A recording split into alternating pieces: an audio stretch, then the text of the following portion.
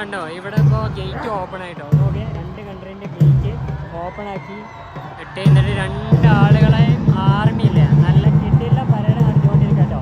ആ സൈഡിൽ പാകിസ്ഥാനും ഈ സൈഡിൽ ഇന്ത്യയും അങ്ങനെ കിഡിലും പരേഡ് നടന്നുകൊണ്ടിരിക്കുകയാണ്. നോക്ക്, ആളുകൾ നല്ല പാട്രിയോട്ടിക്സ് കേട്ടോ.